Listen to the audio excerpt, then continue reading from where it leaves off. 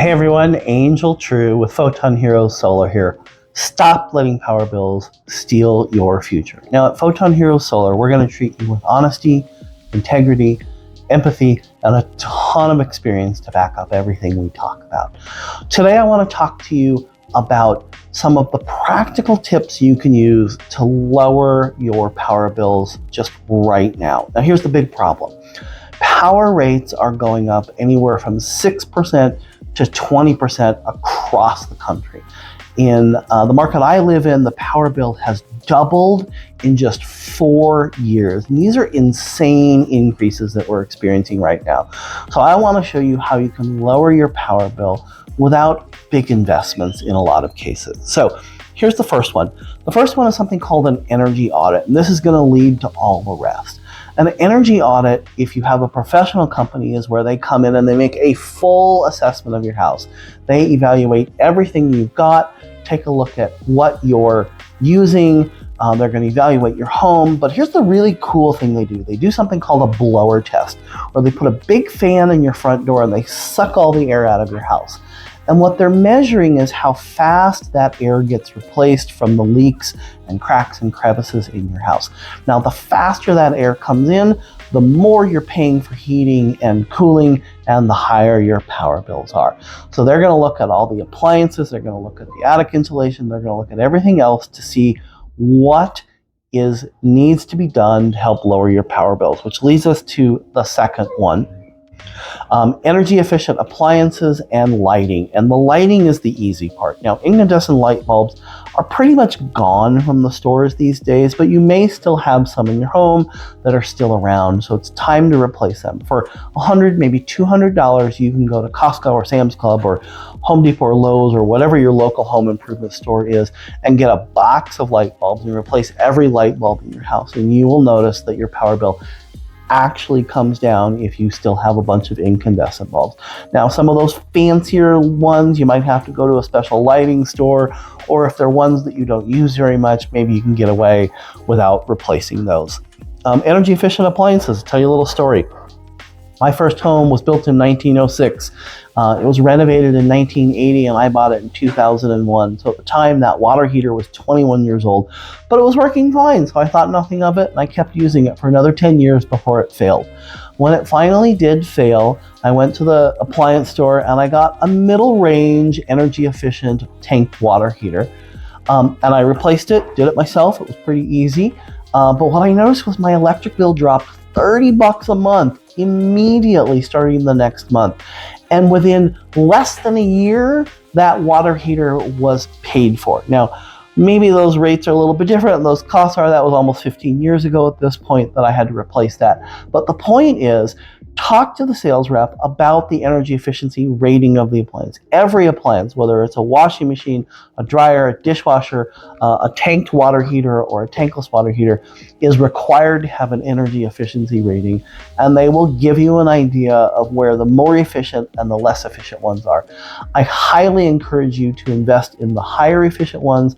They pay for themselves in a very short period of time. Number 3 is HVAC optimization. Now, HVAC stands for heating, ventilation, and air conditioning. And this is your heating and cooling system that you want to make sure gets inspected on an annual basis. If you have a gas furnace, like a lot of us, it's a safety concern, making sure that it is operating properly. You're not getting any carbon monoxide leaks. But also changing your filters on a seasonal basis. At the very least, every 6 months, you should put a new air filter into your ventilation system. It will actually impact how much harder that blower has to work and reduce your electric bill. These are very important things. Number 4 is ceiling and insulation. So insulation we're talking about in the roof, in the walls. If you're building a new home, you can go high end to get some blow-in foam. If you have an existing home, look in your attic and look at the insulation. Most homes have about 4 to 6, maybe 8 inches of insulation. That's around what's called an RJ12 rating. RJ46 is considered the most efficient. That's somewhere in the neighborhood of 12 to 18 inches of insulation. And that's going to help reduce your heat and cool air loss through the ceiling. There's also these really cool technologies called radiant barrier and AeroSeal. that help reduce the heat that comes into the attic in the summertime and helps reduce the heat loss in the wintertime, and those are great things to do. Sealing around the house using door frames, using weather stripping, sealing windows. If you have an older home with older windows that are drafty, you can get that shrink wrap plastic and put it over your windows in the colder seasons. I've actually done it, and it made a huge difference in that old drafty house, and it did reduce our electric bill and our gas bill quite substantially. Number 5 is an energy efficient lifestyle. And this is as simple as turning the lights off. Maybe you have kids or a spouse that's really bad at it. Putting motion detectors in some of the areas that aren't trafficked as frequently, that's one way to do it. But the other thing is to put in a programmable thermostat so that your heating and cooling system works when you're home and not when you're away. Also at nighttime, you can let the house get a little warmer or a little cooler depending on the season. That will help dramatically reduce your energy bill as well. Number 6, and this is a big one, it's monitoring your utility bill. A lot of us have it on auto pay. We think nothing of it. We don't notice if it suddenly goes up 30 or 50 or 100%. A real story I'll share with you. I had a client once who unexpectedly, they used to have a bill around 100, 130. Suddenly they were having $200 and $300 and $400 power bills. So they had the utility come out. The utility company said, you need a new water heater. So they replaced the water heater. That didn't do it. What it ultimately turned out to be was a leak in a hot water line under the house, and it was causing the water in the water heater to constantly circulate and requiring it to be heated on a constant basis, and it was skyrocketing their electric bill. So that was a huge thing. So make sure you're paying attention to your electric costs, your gas costs. If you see an unseasonable change, you want to investigate that and figure out what's going on there. And number 7, obviously this is the one I love to talk about, is renewable energy solutions. And in my case, we're talking about solar. And the way to do this is to do an evaluation, get a savings report from a reputable company, a solar rep who's going to really treat you with respect and not put any sales pressure on you. That can be super frustrating when you're making a big decision. What we're going to do is we're going to get a copy of your power bill. We're going to give you an assessment of a savings report, talk about what a solar system would look like, and we're going to show you what it would cost if you did nothing, what it would look like if you did decide to go solar, and how much you're going to save on that. So that's a really simple approach, and we'll help you make that decision, whether it's a cash, finance, lease, power purchase agreement. We'll go through all the options with you and see what makes sense. So there's your 7 tips.